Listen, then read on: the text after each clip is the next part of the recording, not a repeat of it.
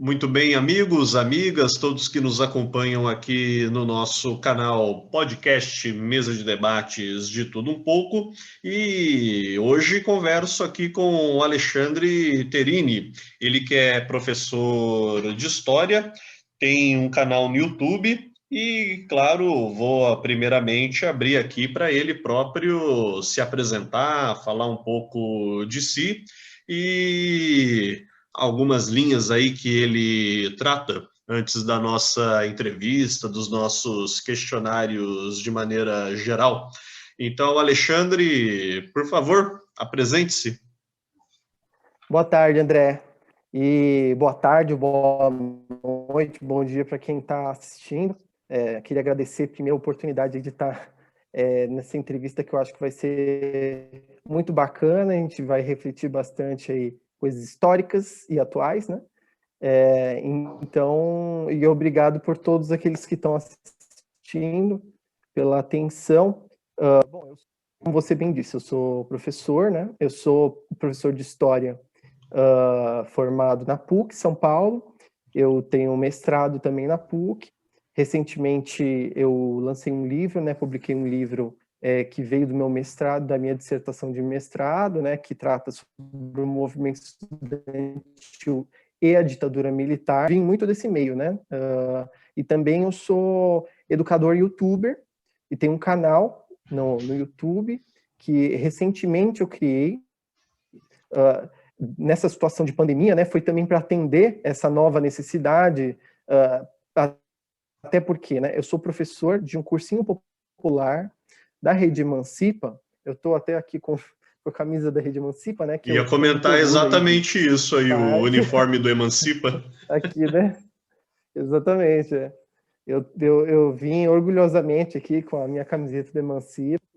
Faço parte ali desde 2017 desse projeto, que é de um movimento social por educação popular, e eu sou um professor voluntário, ou posso dizer professor militante, né? Porque é a militância pela educação que a gente faz, né? Para um outro tipo de educação que não seja essa tradicional, que não seja essa a Rede Emancipa tem essa proposta de ir nas periferias, né, criar cursinhos populares, que principalmente usando aí os espaços das escolas públicas, né, a escola da família, ou dos CELS, né, dos centros culturais, né, nas periferias. No caso, eu faço parte do cursinho popular Dandara dos Palmares, que fica em Osasco, e que está atualmente usando o espaço, vai usar, né, quando voltar ao presencial, enquanto a gente está no EAD, né? Mas vai começar a usar o espaço do Céu das Artes, que fica ali no centro de uma das maiores regiões periféricas de Osasco, né?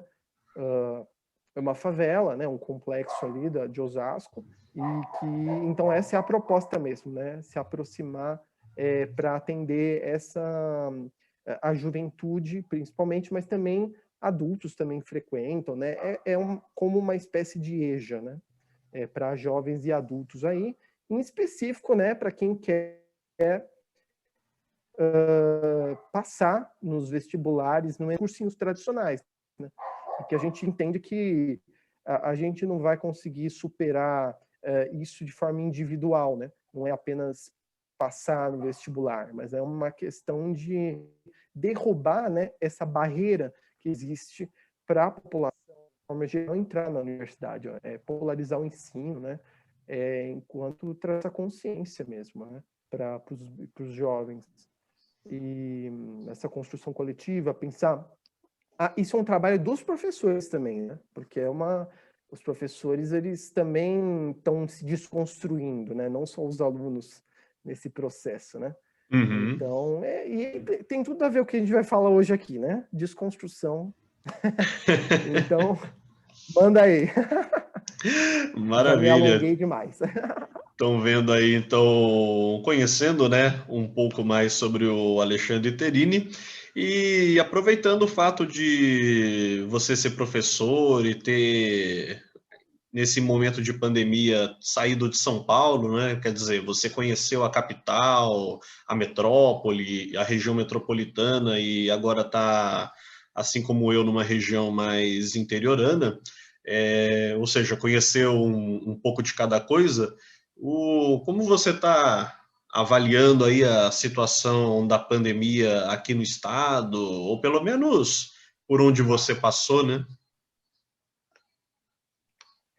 Olha, eu tenho visto que, apesar da vacinação em São Paulo, assim, ter tido uma aceleração um pouco parcial nesses últimos tempos, em julho deu uma aceleração na vacina mesmo, como eles estão, mais grupos, né, de faixa etária mais jovem está sendo vacinado agora, né? No interior, em especial aqui em São Roque, teve uma aceleração mais cedo, assim, né? Então, eu acabei me vacinando mais cedo aqui do que os meus colegas da mesma idade lá em São Paulo, né? Até pela população ser menor, mas eu vejo que teve algumas exceções aí no interior. Araraquara também teve medidas interessantes no sentido da quarentena, mais rígida, né? Um lockdown ali, que até o prefeito de Araraquara está sofrendo aí nas mãos da extrema-direita algumas tentativas de impeachment, uns golpes aí, né? Que ele está sofrendo por conta de ter sido mais rígido com relação às medidas sanitárias, né? Que é o mínimo que a gente espera do público, né? De se preocupar com a saúde, com a saúde da população, de uma forma geral, com o SUS, né? E eu acho que a gente está vendo, de uma forma geral, no Brasil, ataques, né? A gente vê ataques ao SUS, ao sistema de saúde pública, não só aquele sucateamento que a gente já está acostumado, infelizmente a gente se acostuma, normaliza esse tipo de absurdo, né? Que é sucatear a saúde pública, os serviços públicos, mas para além disso, né? A privatização, né? Desse sistema progressiva aí, por exemplo, na Lapa, que eu vi que recentemente um hospital, na região onde eu morava, na Zona Oeste, na Lapa, em São Paulo, tem um hospital que está ameaçado aí de ser privatizado, Hospital Sorocabana, que teve um protesto ali na frente do hospital, defendendo que ele fosse 100% gerido pelo SUS e que ele fosse reaberto, porque ele estava fechado. De tal é o sucateamento que ele estava sofrendo aí há um longo tempo já. Então, ele estava sendo ameaçado de privatização, né? Está sendo, né? E aí a população está se mobilizando ali da Lapa. Eu estou gostando de ver a mobilização. E isso tá, eu acho que isso não é só exclusividade da Lapa, de São Paulo, mas de outros lugares também está acontecendo, né? Então, isso é uma coisa que está gerando tantos mortos, só chegou a quase 1 milhão de mortos agora, não sei se já passou de 1 milhão, mas está quase lá, né? Infelizmente, porque é por toda essa política de desmonte, né, dos serviços públicos. Porque se você vê em outros países que tem um sistema público mais preparado, ali, mais fortalecido, tem países que estão tomando medidas, inclusive, de fortalecimento, de até nacionalizaram sistemas privados de saúde nesse meio da pandemia para dar conta da demanda toda, né, do número de casos. E o Brasil está indo na contramão disso, porque ao invés de fortalecer, ele está desmontando, ele está enfraquecendo o sistema de saúde, né? Em favor de meia dúzia de empresários da saúde aí que querem lucrar em cima disso. É muito, muito complicado. Causas do genocídio, né? Não é a única, mas é uma das causas do genocídio que a gente vê no Brasil, para chegar a esse número de mortes que eram evitáveis, né? Esse é que é o pior, né?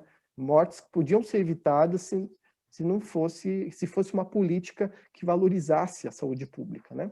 Entre outras áreas aí, mas principalmente a saúde. Alexandre, nesse tempo aí como professor, agora também com o agravante da pandemia, você tem dado aulas presenciais ou no momento só virtualmente? Só virtualmente. A gente tem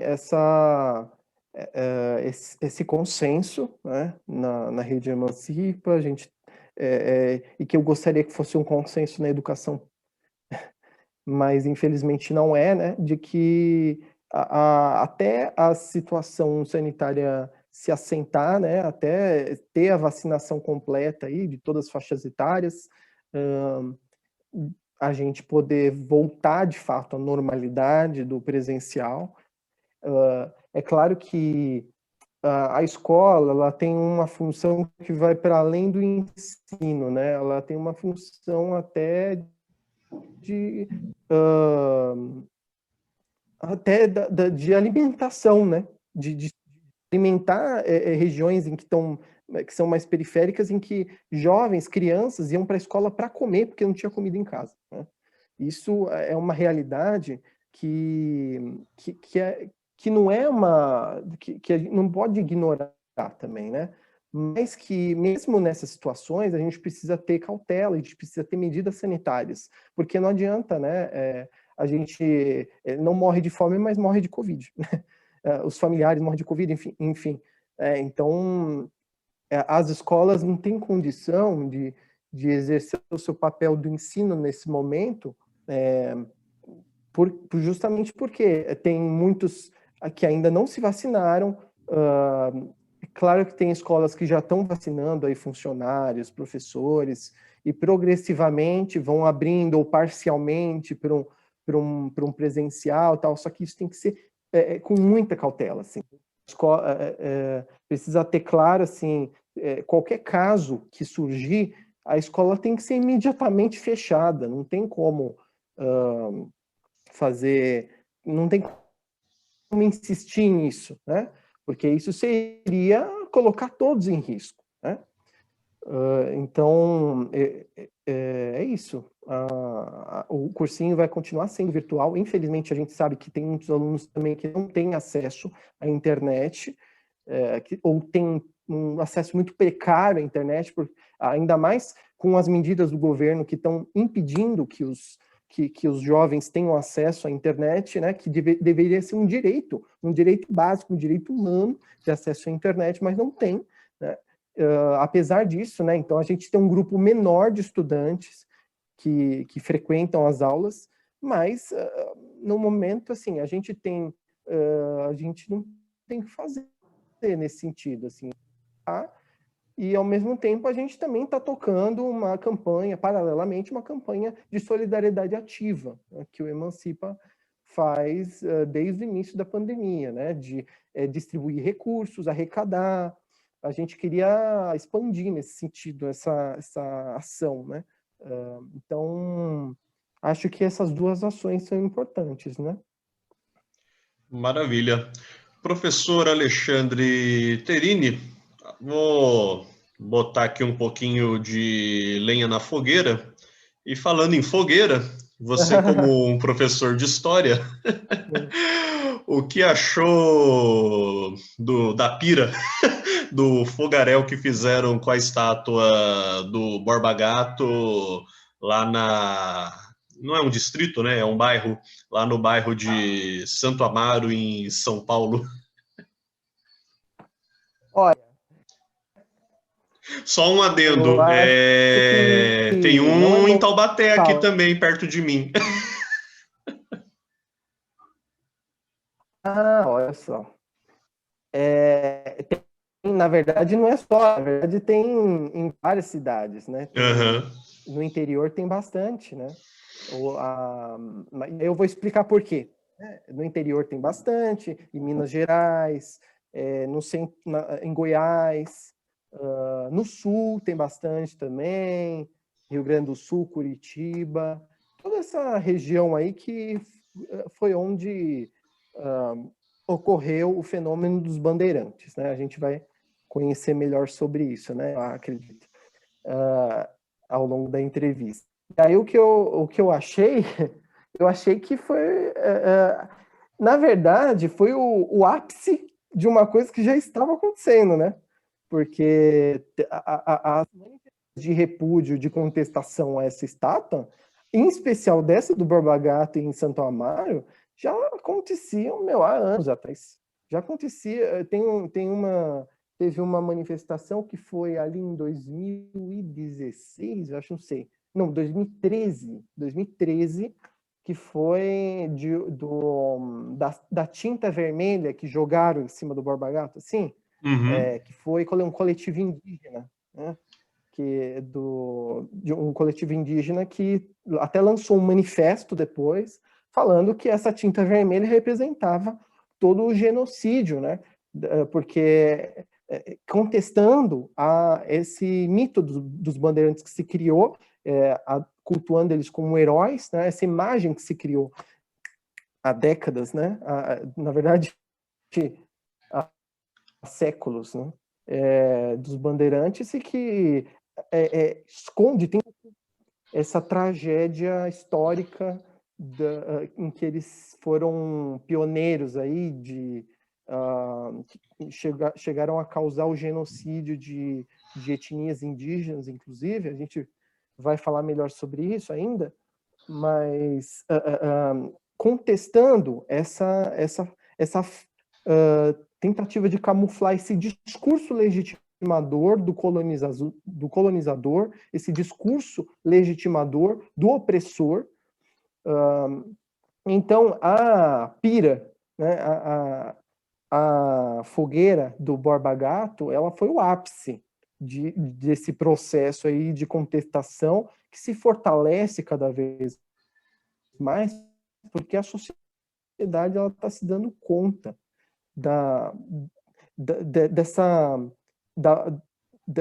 dessa barbaridade que foi a história dos bandeirantes público, a desconstrução desse discurso colonizador branco de uma elite que sempre esteve aí no poder, continua, né, e que mantém essa estátua de pé ainda, apesar de várias contestações que ela sofre, apesar de várias revoltas, principalmente nos últimos anos aí. É uma questão polêmica, né? Mas que deve ser tratada. E até aprofundando essa discussão, Alexandre, o que foram, né, propriamente as bandeiras, né, e os bandeirantes, a própria pessoa do Borba Gato, entre tantos outros aí que poderíamos citar, né? Sim. Eu acho que assim, quando a gente fala dos bandeirantes, é necessário a gente entender que eles foram aquilo que se criou de imagem deles, não é o que não condiz com a realidade do que foram os bandeirantes. Porque ele foi toda essa estátua do Borba Gato, ela surge nessa esteira de um discurso legitimador paulista, ali que vem do finzinho do século XIX.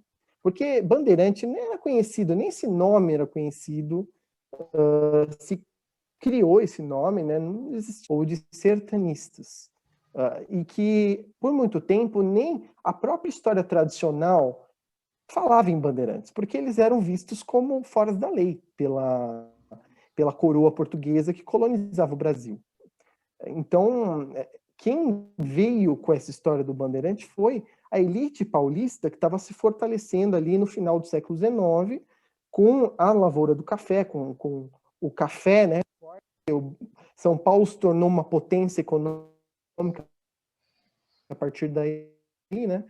E ali no Museu do Ipiranga, os historiadores, os intelectuais ali criaram o bandeirante, tirando o discurso era muito forte ali no Rio de Janeiro, para rivalizar com o Rio de Janeiro, eles criaram uma história paralela para criar esse orgulho de ser paulista, né? Esse orgulho de ser paulista, né, ele vai numa crescente ali durante a República Velha, a República do Café com Leite, que a gente está acostumado muito a aprender na escola, né? E que chega que leva um golpe tremendo ali com a Revolução de 1930, ou golpe de Estado de 1930, da Era Vargas, início da Era Vargas, né? E que a elite paulista está numa decadência nesse momento, ela é tirada do poder da presidência da República, né? Porque poder nunca ela perdeu, de fato, né? Mas da presidência da República, e aí eles se revoltam, e aí vem a chamada Revolução Constitucionalista, que tenta tirar o Getúlio do poder, faz uma guerra civil ali, arma os paulistas, e na propaganda toda eles colocam a imagem do bandeirante ali, como a personificação do paulista, porque para eles era a raça dos gigantes. É por isso que o Borba Gato é um gigante, né, enquanto estátua, né, um gigante de pedra. Não é só ele que é um gigante. Você tem a estátua do Fernão Dias Pais Leme no Museu do Ipiranga, tem 2 estátuas dele ali, e que mostra também ele um gigante de pedra, né?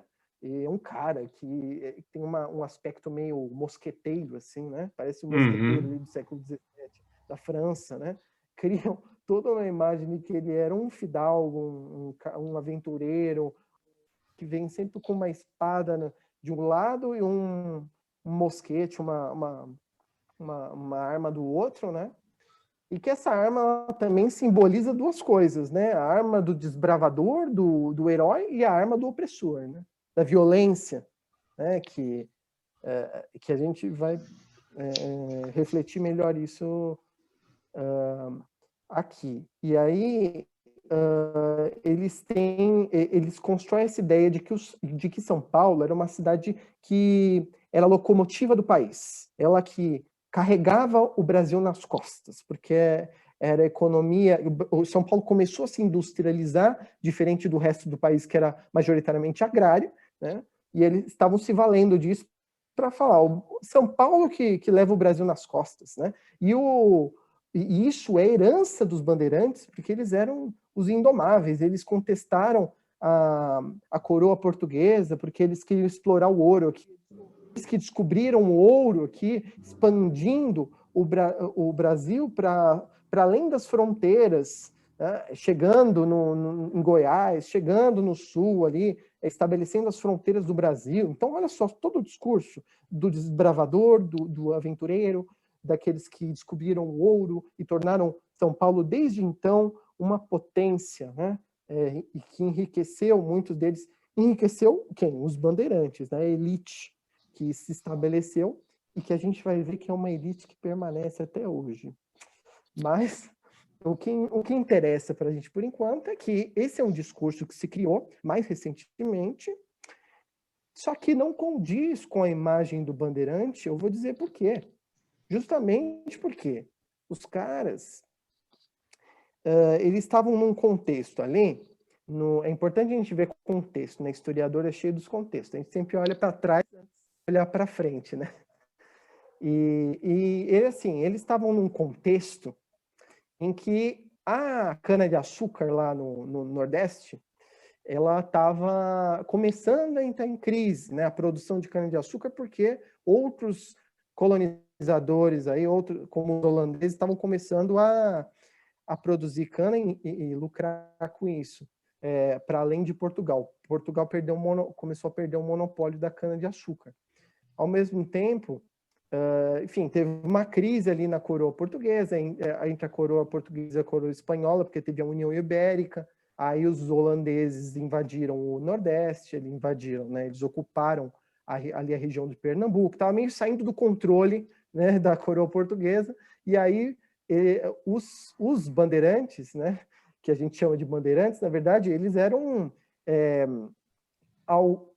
era fruto de alguns portugueses que chegaram ali na região do Sudeste, que era uma região meio abandonada, porque o foco era tudo no Nordeste. A economia para Portugal se centrava no Nordeste, a economia que enriquecia Portugal. Era ali, né, que era o foco. Então, assim, aos poucos, bem aos poucos, começaram a entrar ali na região, começando por São Vicente, chegando até o Planalto de Piratininga, que é hoje São Paulo. E ali tinha muitos povos indígenas, povos tupi-guaranis, né, e não era uma região vazia, né, porque eles dão a entender de que é uma região que eles podiam ocupar, né, mas eles estavam invadindo um território que já era ocupado pelos indígenas há milênios, né. Uhum. E aí chegou primeiro os jesuítas, o Manuel da Nóbrega, o Anchieta, e aí eles começaram a catequizar os índios ali, fundaram parte do colégio, e aí junto com eles chegaram outros, né? O João Ramalho, enfim, portugueses que começaram a construir a vila ali, mas com base na mão de obra indígena convertida, né? E aí que aqueles que seriam os bandeirantes, que a gente chama, são fruto de uma mistura entre indígenas e portugueses que começaram a ocupar ali e construíram a Vila de São Paulo. E eles, boa parte, eram os próprios indígenas, mas essa mistura com os portugueses vai dar origem ao que a gente chama de mameluco, né? Que é essa mistura, ou caboclo, enfim. E que eles vão, nesse momento em que há uma invasão ali no Nordeste, aquela mão de obra escrava africana, que já estava começando a ser trazida da África, principalmente da Angola ali, ela para de vir. Primeiro porque os holandeses ocuparam ali Pernambuco. Segundo porque eles ocuparam Angola também. A Angola saiu de Portugal também. Então, estancou a mão de obra que os colonizadores usavam, africanos. Então, eles tiveram que buscar outro tipo de mão de obra para trabalhar nas propriedades ali agrícolas. E aí eles foram atrás de quem? Dos indígenas. Eles começaram a ir mata dentro, atrás dos povos indígenas para escravizar. Mas eles não simplesmente chegavam lá e já escravizavam eles. Eles se aliavam a alguns povos, colocando eles contra outros, porque eles sabiam que os indígenas eram armados, que eles estavam prontos para a guerra se deixasse. Então, eles sabiam com que eles estavam mexendo, ainda mais os portugueses e mamelucos que moravam na Vila de São Paulo, que já tinham familiaridade com isso, porque eles eram filhos de indígenas, de mulheres indígenas, que muitas vezes eram estupradas, abusadas, porque foi em cima de abuso, né? A gente fala muito da mistura, né? Da democracia racial do Brasil, né? Romantizam, né? Na verdade, romantiza essa mistura, né? Como se fosse todo mundo dando de mãos dadas, harmonia e pá, mas na verdade foi algo bem violento, né? Então, assim, os bandeirantes também foram filhos de estupro, né? E que aí eles dominavam a língua tupi. A maioria falava tupi. Na verdade, não era português que se falava, era tupi. E aí eles começaram pela familiaridade que eles tinham, o saber dos indígenas, eles começaram a dominar mais, o saber de onde trilhar, né, de como sobreviver na mata. Então eles chegavam nas aldeias assim, e aí a partir disso que eles começaram a ir atrás do ouro, das riquezas, porque não era essas expedições que eles criaram, não era apenas para caçar, escravizar índios, mas era também atrás de riquezas. Só que essa coisa de ir atrás do ouro, ela vai se intensificar mais para frente, porque eles vão alegar isso, porque a princípio os jesuítas eram contra escravizar os indígenas, né? Porque eles queriam catequizá-los, né? Eles queriam, na verdade, usar os indígenas para outro propósito, né? A gente sabe que também eles queriam aculturar os indígenas, né? Tirar a cultura originária deles e implantar ali uma doutrinação catequética europeia, europeizar os indígenas, né? Para usar por fins deles, né? Mas eles eram contra escravizar do jeito que os colonos queriam, né? Então havia uma briga entre as missões jesuíticas e os colonos portugueses e os paulistas bandeirantes, né? Que só que eles preferiam escravizar os indígenas das missões jesuíticas, porque eram indígenas que já estavam mais domesticados, que eram aculturados, né? Eles eram mais eles eram mais, como se diz, apropriados para o trabalho, né? Eles queriam, né, um indígena mais submisso, né? Então, eles queriam invadir, eles invadiram muitas missões jesuíticas. Um deles vai ser o Borba Gato. Aí a gente pode entrar no Borba Gato, pode? Ou tem mais alguma coisa que eu poderia falar sobre Antes de entrar no Borba Gato propriamente, Alexandre, é até interessante questionar essa questão dos jesuítas, né? Eu, a princípio, não ia entrar muito neles, mas acho que é inevitável, porque algumas pessoas, alguns historiadores acabam colocando como se os jesuítas fossem os bonzinhos da história, que queriam defender os índios,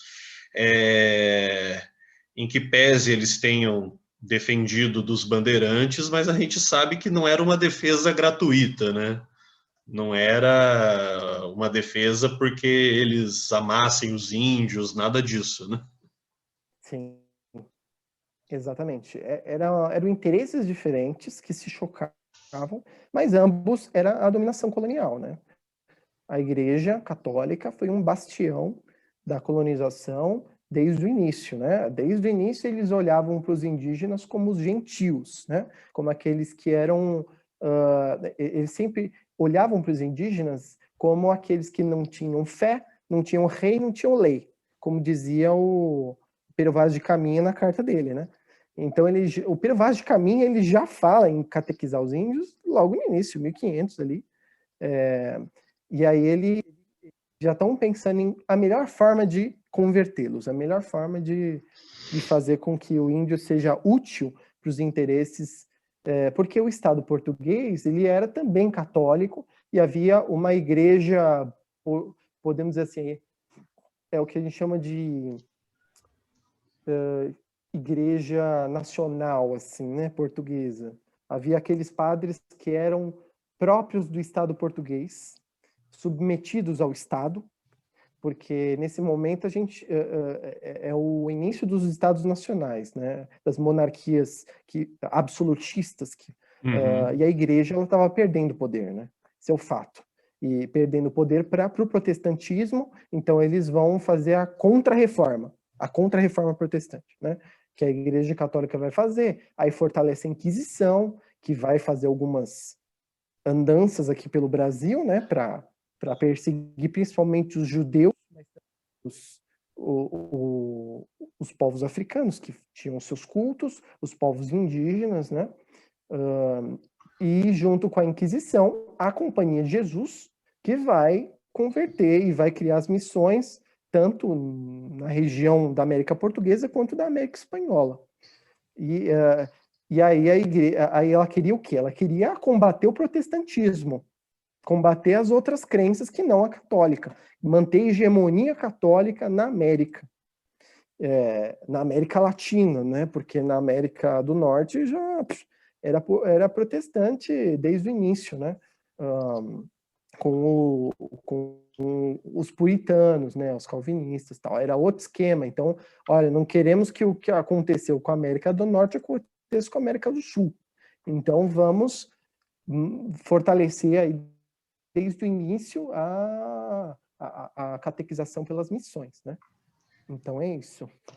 É de genocídio cultural, né? Pensando em termos atuais, como se utiliza, que é esse aculturamento indígena que, de certa forma, até hoje acontece, né? Não parou, né, com a Companhia de Jesus. Hoje a Igreja Católica ela tem uma relação um pouco melhor com os indígenas do que naquela época. É uma certa busca por reparação histórica, uma certa conciliação, tal, que a Igreja faz hoje, Igreja Católica. Mas você tem as igrejas evangélicas, as neopentecostais, que estão numa ofensiva de mandar missionários por meio das aldeias e fazer catequização forçada dos indígenas. E isso acontece muito ainda hoje na região do norte, principalmente, mas por todo o Brasil, onde tem aldeia indígena, tem os missionários evangélicos tentando pisá-los ali. Veja só que as coisas não mudaram muito, né? Só se passou os anos, né? Pois é, outras formas de fazer a mesma coisa. E entrando propriamente no Borba Gato, quem foi essa figura, né? Borba Gato, né? O Borba Gato, eu vou dar um pouco de histórico pessoal dele. A família dele era portuguesa, né? Que era dos Açores, que é uma ilha que fica ali, uma ilha portuguesa, colonizada pelos portugueses ali próximo da África, e que a família veio de lá para o Brasil, e aí no Sudeste, né? Eles vieram para a Vila de São Paulo, quando estava começando ainda, a Vila de São Paulo, e ele é brasileiro, só que ele é descendente português, né? Nasceu de família portuguesa, Santo Amaro mesmo, onde está a estátua, porque a estátua é justamente lá como marco da onde ele viveu, da onde ele veio, né? E aí, ainda jovem, ele se casou com a filha do Fernão Dias Pais Leme, grande bandeirante aí, né? Que era chamado Caçador de Esmeraldas, que ele foi muito atraído. O sonho dele era achar esmeraldas e também ouro, né?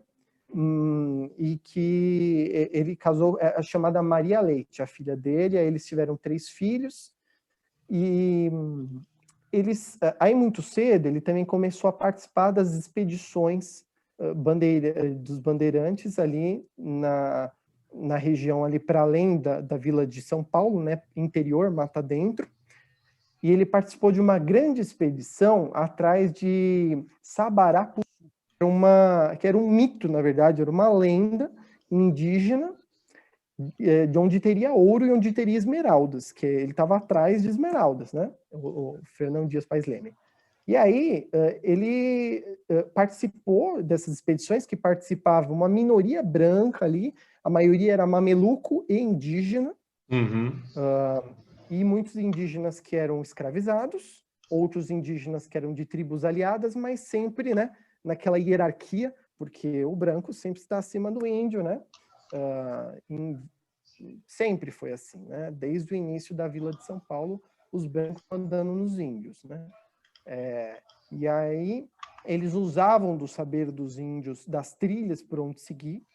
Hoje algumas delas são as rodovias, né? Rodovia Raposo Tavares, rodovia até outros que não tem nome de bandeira. Tem a Bandeirantes, tem a Castelo Branco, a Anchieta, tem vários, eram trilhas indígenas que eles usaram aí de passagem para tentar chegar e estabelecer, não só descobrir o ouro, mas escravizar os indígenas e estabelecer suas propriedades ali, mas de fato era tudo saber indígena, né? E aí ele seguiu numa expedição muito grande atrás de ouro e de esmeraldas.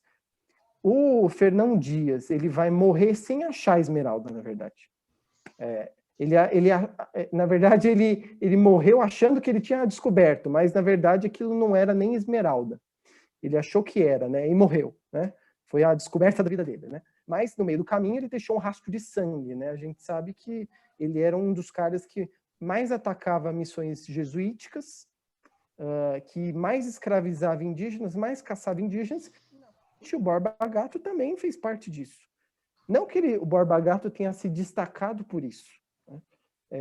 Ele fazia parte dessas expedições. Então, ele era a prática, no geral, dos bandeirantes fazer isso. Então, ele participou disso. Né?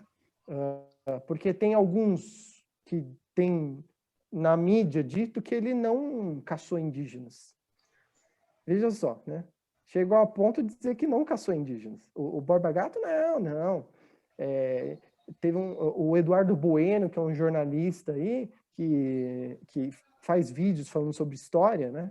Mas é um jornalista que, assim, claro, ele estudou história, só que ele chegou a contestar especialistas, historiadores no tema, dizendo que o Borba Gato não caçou índios. Né? O que é plenamente fake news, né? Porque ele participou das expedições do Fernão Dias Pais Leme, isso é documentado, né? E escravizou índios, invadiu missões jesuíticas para escravizar índios, até para explorar o ouro, eles usavam mão de obra indígena. Então, como, né? Além da mão de obra africana. Isso a gente não pode esquecer. Eles invadiam quilombos também.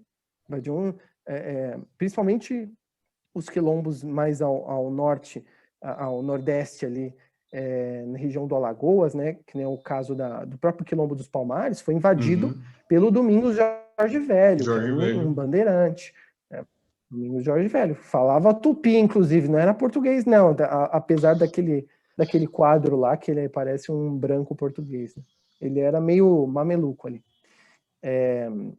Então, aí o Borba Gato, depois que morre, né, é um marco na vida dele. Fernão Dias, ele vai para Minas Gerais e aí ele assassina um fidalgo, que era um português funcionário da coroa portuguesa que estava lá para ir atrás, cobrar o ouro, né, da Vila de São Paulo lá, que eles estavam atrás de ouro também, a coroa portuguesa. Os bandeirantes eram rebeldes nesse sentido, porque eles faziam muita coisa sem respaldo da coroa, muitas vezes se rebelaram às ordens da coroa portuguesa, outras vezes negociaram, conciliaram, e no caso o Borba Gato é assim, né, ele vai matar o cara, só que com medo da represália, ele vai fugir para o interior. E aí ele vai ficar entre ali as populações indígenas, e nesse momento ele descobre onde está o ouro. Ele vai descobrir o ouro, por isso que ele é um cara muito bem quisto, né, pela narrativa tradicional, de que ele é o descobridor do ouro em Sabará. E Caeté, ali na região de Minas. E aí ele vai voltar para a Vila de São Paulo, ele vai voltar para Minas Gerais, dizendo que ele descobriu o ouro, tentando negociar com a coroa portuguesa um perdão pelo assassinato do funcionário lá, do fidalgo, e aí ele vai ganhar um monte de cargo, ele vai começar como guarda-mor de Sabará, né, da cidade de Sabará, e aí ele vai acabar como juiz ordinário da cidade lá, e veja só, ele vai enriquecer em cima do ouro que ele descobriu com base no que os indígenas falaram para ele. Né? E aí ele vai enriquecer em cargos, e aí ele vai também, por último, né, o último fato importante da vida dele é quando ele participa dos Emboabas, que é o momento em que os paulistas, bandeirantes, eles vão se revoltar, né? Ali em 1709, eles vão se revoltar contra os fidalgos portugueses que começaram a vir cada vez mais para Minas e para a Vila de São Paulo atrás de ouro, depois da descoberta do ouro, e aí eles chamavam eles de emboabas, porque era uma comparação com um passarinho lá que tinha penas nas pernas, né? Porque eles usavam aquelas botas que cobriam a perna inteira, enquanto os bandeirantes não usavam. Eles usavam só um calção, assim, porque era meio que algo que eles puxaram dos Tupi-Guarani, né, dos indígenas, de andar descalços e tudo mais. Nem usavam bota, né? Essa coisa que bandeirante usava bota é mito, né? E aí eles vão travar uma guerra, colocar a população contra os portugueses que queriam ouro, e aí a Guerra dos Emboabas, né? E aí ele vai morrer, 1734, bastante rico pelo ouro que ele descobriu ali. E aí a história do Borba Gato é essa, assim. O Alexandre, para além do Borba Gato, falar aí sobre essas questões polêmicas, figuras, símbolos da nossa história que, digamos, precisavam ser revisados, né? Nós temos aí um outro famoso, eu acredito que talvez, e muita gente não sabe disso, até mais famoso do que o próprio Borba Gato, que é o Anhanguera. E eu tenho família no estado de Goiás, né? Goiás, então, Anhanguera, você particularmente respira esse nome lá, né? E aqui no estado de São Paulo também. Outro que foi uma figura, no mínimo, questionável e dá nome aí para rodovia, entre tantas outras coisas. Enfim, não foi muito diferente do que Borba Gato nas suas práticas, né? Sim. Não, com certeza. O Anhanguera tem uma discussão, tem um debate em torno do nome dele, né? Alguns falam que é o diabo, né? Esse nome Diabo velho, ele né? significaria diabo velho, né? Mas diabo não tem equivalente na língua tupi ao diabo que a gente conhece, né? O diabo cristão. Seria uma personificação do mal para os indígenas, né? Que seria outro tipo de coisa. E assim, o Anhanguera, ele ficou muito famoso, tem até aquele quadro em que ele estaria tentando convencer os indígenas de que ele tinha poderes sobrenaturais, né?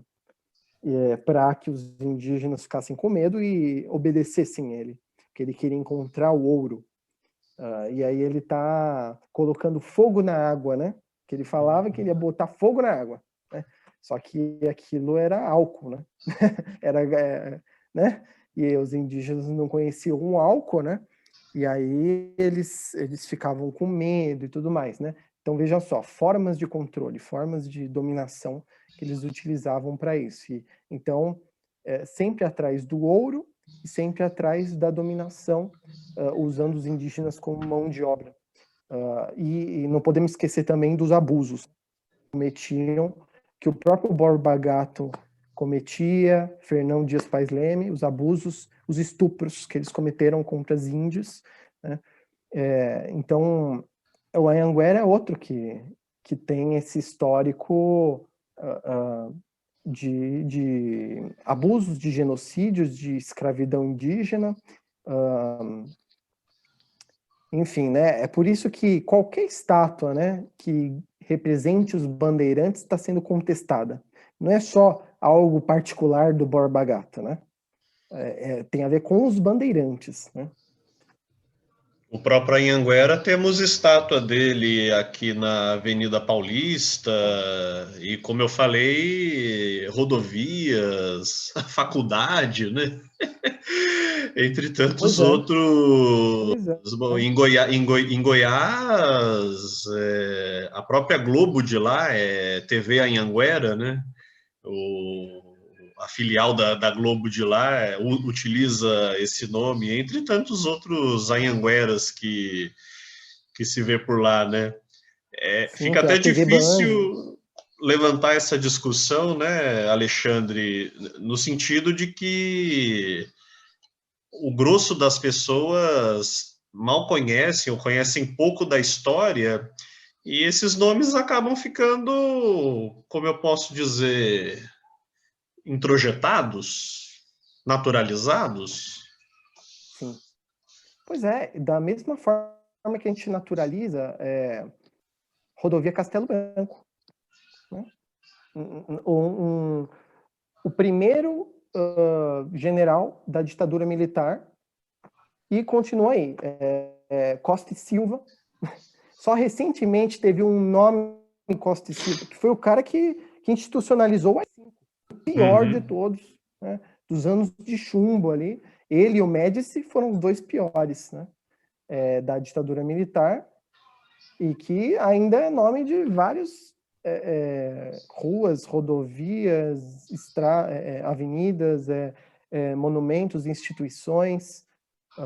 Então, da mesma forma que os bandeirantes têm vários nomes ainda, eles também têm. E qual é o sentido da gente homenagear esse tipo de gente, né? Qual é que é o sentido da gente glorificar alguém que cometeu tantos crimes e tantas coisas abomináveis contra a maioria da população? É uma coisa que não faz sentido para a maioria da população. A população está acordando para isso só agora, né? Principalmente, né, população mais periférica, negra, indígena, que está sendo aí os pioneiros nesse sentido da contestação.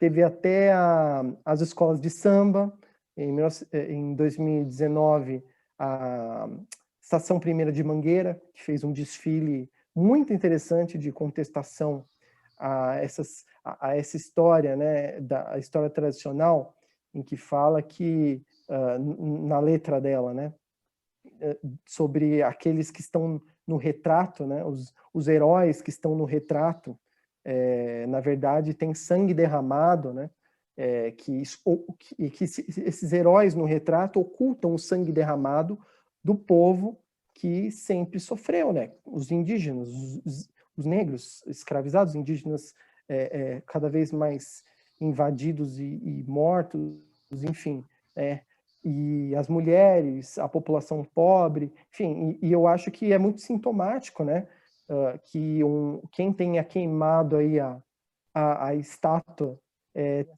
que se coloca como revolução periférica, né, porque mostra que essa identidade com a periferia, né, essa identidade com a população pobre e negra, mostra que aos poucos eles vão tomando consciência histórica da opressão que historicamente eles sofrem, né, desde o início. E isso é mais um sintoma disso, né? Há historiadores Há historiadores que dizem ou tentam argumentar que isso ficou no passado, relevem. Mesmo que isso fosse verdade, já seria uma consideração polêmica, né? Mas nem verdade isso é, né? Como você mesmo falou, a gente ainda vê exemplos semelhantes, né? Pois é, exatamente, é isso que aonde eu queria chegar. Eu tenho, inclusive, nomes aqui que eu marquei, eu vou falar para você porque é muito importante. Peraí. Ixi, cadê? Aqui. João Camilo Pires de Campos. Você já ouviu falar? Já ouvi falar. Ele é um general da reserva que é secretário estadual de Segurança Pública de São Paulo atual. Ele quem comanda a Polícia Civil e que está investigando o caso do incêndio da estátua de Borba Gato e que prendeu o Paulo Galo, entregador do movimento entregador antifascista, que participou, até onde se sabe, né, desse grupo da Revolução Periférica para fazer essa ação, e que esse João Camilo Pires de Campos, ele é de uma família tradicional no Brasil, da família Pires e Camargo, que ali entre 1640 e 1660 eram bandeirantes, eram paulistas. Eles veja só. Eles travaram uma guerra, uma batalha lá pelo domínio das instituições políticas na Vila de São Paulo. Eles até então passaram os cargos militares de pai para filho, chegando até atualmente, veja só. É uma dinastia que está nas Forças Armadas, o cara é um general da reserva. E que não é exceção, não é exceção.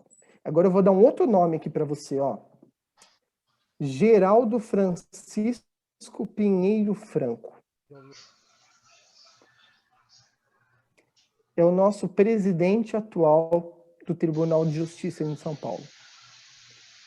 Ele, veja só, ele é descendente de bandeirante também. Ele vem de uma família descendente de bandeirante, ele é filho do Nelson Pinheiro Franco, presidente do TJ em São Paulo na década de 1980. Veja só, judiciário. Acabei de falar Secretaria de Segurança Pública, um militar. Agora, no Poder Judiciário, em São Paulo, tem um cara que é descendente de Bandeirante. E ele, quem está no momento em que a justiça acabou de indeferir a soltura do Galo. Tinha entrado com o habeas corpus e recusaram, né? Recusaram o habeas corpus do Galo. Vou falar um outro nome para você aqui. João Agripino da Dória Júnior. Esse eu acho que você conhece. Governador de São Paulo. Famoso. Né? Famoso, Dória. E a mãe dele é a Maria Silvia Vieira de Moraes Dias, que é de família bandeirante. E o pai dele é o João Agripino da Costa Dória Neto, de família de um senhor de engenho da Bahia. Veja só que... Região né? extremamente escravagista, né? Pois é. Então, veja só, né? É uma elite que se mantém nas instituições até hoje. É pai para filho. Pai para filho. Ó, outro exemplo, e último. Carlos Eduardo Pignatari, presidente da Alesp. Ele não é descendente de Bandeirantes, mas ele é de uma família grande italiana que se tornou latifundiária e que tem uma grande propriedade em Votuporanga, interior de São Paulo. Ou seja, mesmo quando ele não é descendente de bandeirante ou de senhor de engenho, é de um grande proprietário latifundiário que defende os interesses do latifúndio. Então, veja só, as nossas autoridades das nossas principais instituições, judiciário, legislativo, executivo e dos militares, estão nas mãos daqueles que sempre colonizaram, oprimiram e que detêm a maior parte da riqueza no Brasil. O Brasil é refém da sua própria história. Claro. Pois é, veja só, nada mudou. Eles estão no poder ainda. Por isso que os caras não querem que derrubem essa estátua. Por isso que eles ficam tão pé da vida, porque queimaram a estátua do parente deles. É família, é coisa de família. Situação questionável aí. E aí vem... Quer dizer, quem somos nós para mudar o mundo, né? Mas a gente pode pelo menos tentar, né? Na sua opinião, professor Alexandre, como tentar reverter isso, né? Como tentar mudar esse quadro, né? Esse cenário? E já aproveito para emendar com uma outra pergunta. Nesse momento de discursos polêmicos do nosso presidente, nesse momento de bolsonarismo e tudo mais, urge essas discussões? Nossa, sem dúvida, né? Os militares, cada vez mais nos cargos públicos, no lugar de civis, isso não acontecia desde a ditadura. Aliás, o aparelhamento dos cargos na presidência da República, o governo, no executivo, né, é maior do que na época da ditadura militar. Tinha mais civis ocupando cargos no governo do que hoje. Veja só a que nível estamos. E os militares, com toda a dinastia que até hoje, né, que defende os interesses aí das mesmas famílias, dos mesmos colonizadores, né, da elite branca, né, defendem o mesmo projeto. O Bolsonaro, ele na verdade, ele está colocando fora tudo aquilo que eles defendem, né? Eles se sentem legitimamente representados pelo Bolsonaro, só que tem uma elite envergonhada.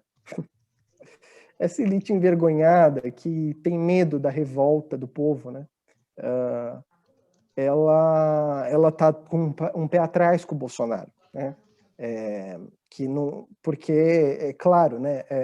Se tivesse tudo bem, se o Bolsonaro tivesse governando com tudo isso, com todo esse discurso e tivesse tudo bem, eles estariam muito bem obrigados, mas não é o fato. Na verdade, o Bolsonaro está caindo em popularidade de forma abrupta, né? No meio de uma pandemia em que foi muito desmoralizado a atuação do Ministério da Saúde, está tendo um escândalo de corrupção que está vindo à tona com a CPI da Covid, a crise econômica está deixando a elite incomodada, né? Porque apesar de enriquecer muita gente com a crise, porque a crise enriquece o capitalismo, não é só no período de crescimento econômico que eles enriquecem, né? Mas Capitalista não não dá é ponto sem nó, interessante. né? Não dá ponto sem nó. É só ver a iFood, né? iFood, como tá ganhando o iFood em cima disso. Como tá ganhando, na verdade, as empresas de aplicativos, né? Que a gente chama da uberização do trabalho, né?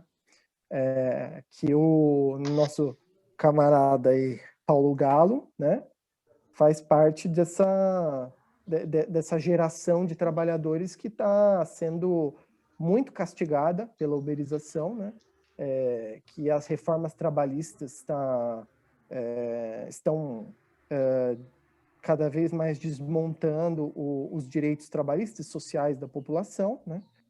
E conquistados a duros custos, né, pelos trabalhadores, e que essa situação ela está, de um lado, enriquecendo essa nova elite de iFood e companhia, né? Por outro lado, está incomodando uma outra parte da elite que está tendo algum prejuízo com essa situação toda, né, do Bolsonaro. Então, quem está ganhando contra quem não está ganhando tanto assim como ganhava antes, né? Então fica aquela luta entre eles ali e que quem não está ganhando tanto assim está com medo, né, de uma indignação popular que está pressionando o poder público, porque eu acho que a gente tem que entender que a população está sim acordando aos poucos para essa situação, haja vista, né, a queda de popularidade do Bolsonaro, mas também porque a gente está vendo manifestações muito fortes, né, contra o Bolsonaro, principalmente aí entre o mês de junho e de julho, né, que São Paulo foi o grande destaque aí, né, nas manifestações. Então, mostra que tem um incômodo muito grande com relação a tudo que está acontecendo, e que a CPI da Covid também é uma expressão disso, né, porque é pressão popular também que isso tudo está acontecendo. Porque há um tempo atrás, isso não estava acontecendo. O Bolsonaro estava cometendo todas as atrocidades que agora a gente está sabendo, né? Essa coisa de boicotar a vacina, negociar propina com o Pfizer, quer dizer, negar as vacinas da Pfizer, tentar negociar propina, esses que envolve não só os partidários dele do governo, mas os militares, né, envolvendo as Forças Armadas. Então, as Forças Armadas estão, né, também em estado de alerta aí, haja vista as ameaças mais recentes aí, também envolvendo quadros da igreja evangélica, né, reverendo tal, aí que foi depor na CPI. Então, veja só, né, esse grupo que assumiu com Bolsonaro, ele representa muito setores aí que sempre estiveram no poder dessa elite e então veja e que são os mesmos setores que sempre oprimiram o povo pobre, negro, indígena, periférico, desde sempre na história do Brasil. A igreja continua aí, os militares continuam aí, a burocracia estatal dos grandes latifundiários continua aí. e muitos apoiam o Bolsonaro, muitos continuam apoiando, porque senão eles não estariam no poder ainda, né? Não estaria o presidente da Câmara, né? O Lira, o O Arthur Lira. Lira, não estaria sentado em mais de 150 pedidos de impeachment até agora. O Centrão, que é o que sustenta o Lira, é quem governa o Brasil, a gente sabe, né? Quem governa é o Centrão, não é o Bolsonaro, né? O Bolsonaro está submetido cada vez mais ao Centrão. Mas o Centrão deixa, porque o Centrão é feito daqueles que sempre estiveram no poder e que se beneficiam de alguma forma com o Bolsonaro aí na presidência. Senão, a Dilma Rousseff, ela caiu por muito menos. Por muito menos. Por muito menos. Como mais de 150 pedidos de impeachment, ele continua aí. Né? Complicado. Terini, muito bom aqui nossa conversa. Claro que é um assunto assim que ainda vai dar muito pano para manga e essa discussão precisa precisa prosseguir, até porque, como a gente disse, infelizmente é uma minoria da população que conhece profundamente e conhece os bastidores da nossa história, né?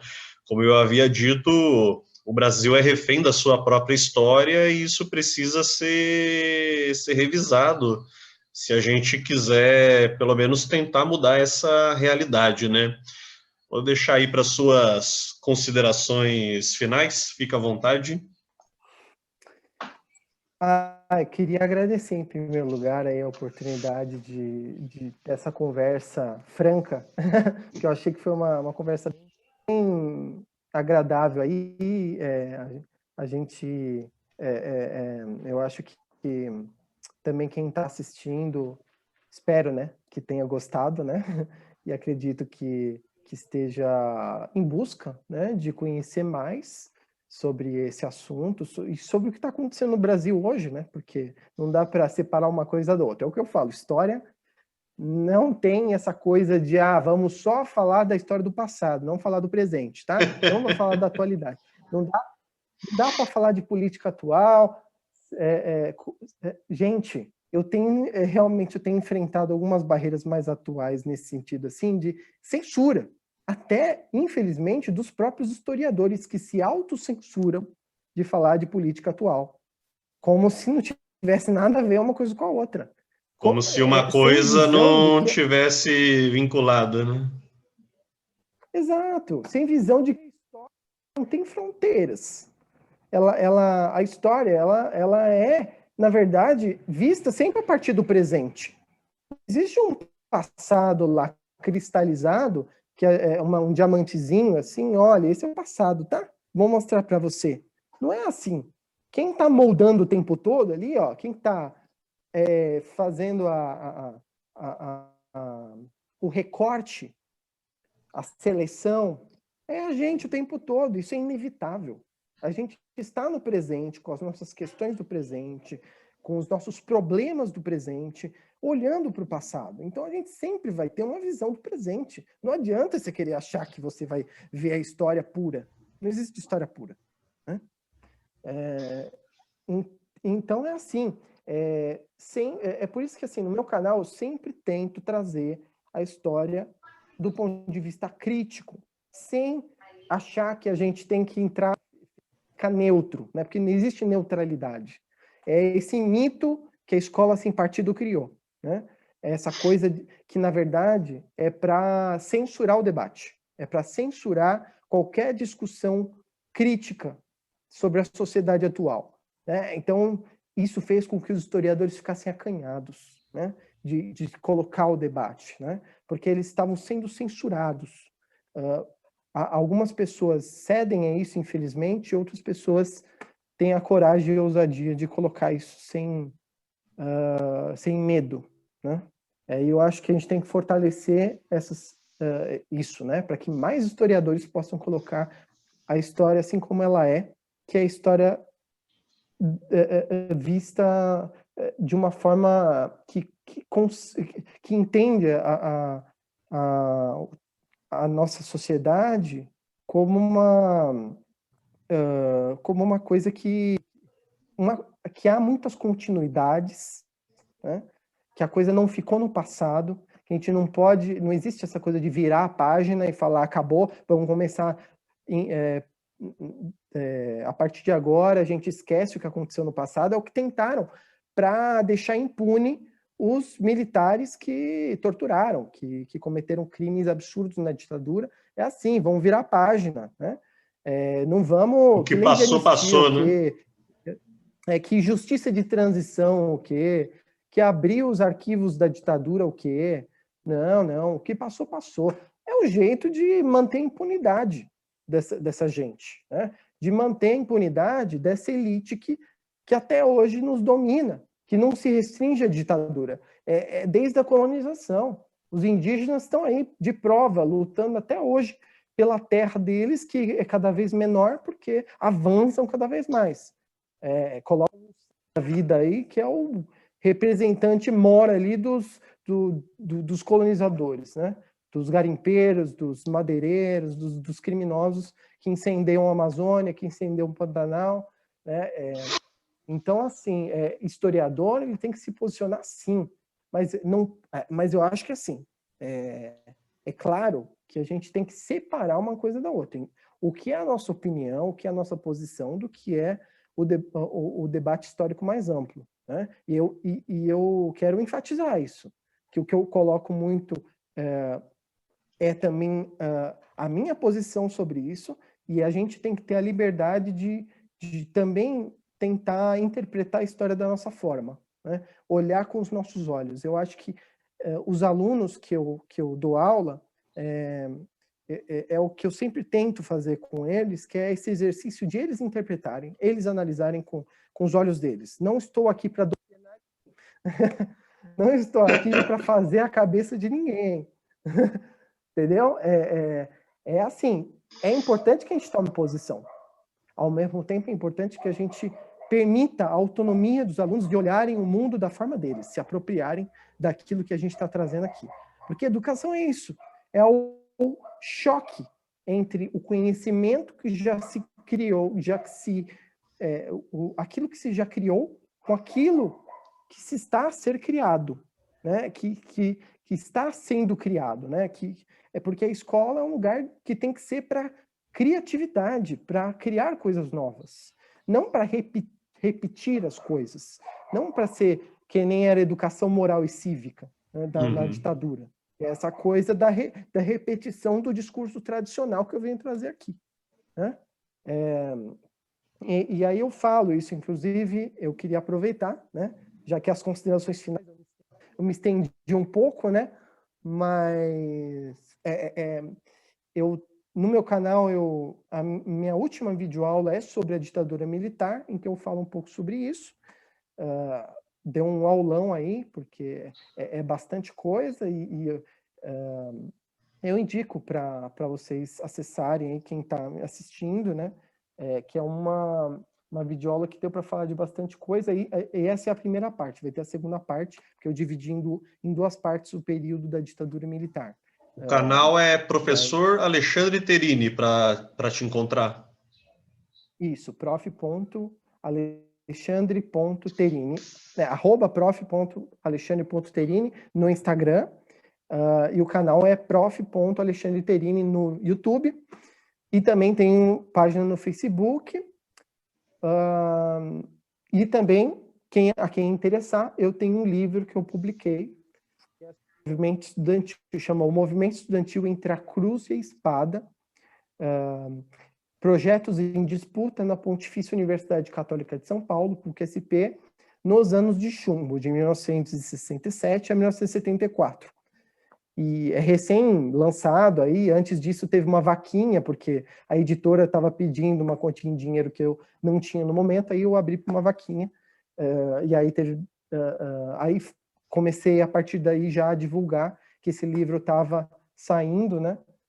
Foi uma vaquinha vitoriosa aí, a gente conseguiu fazer uma edição bem legal do livro, com uma arte bem bacana, a editora Dialética.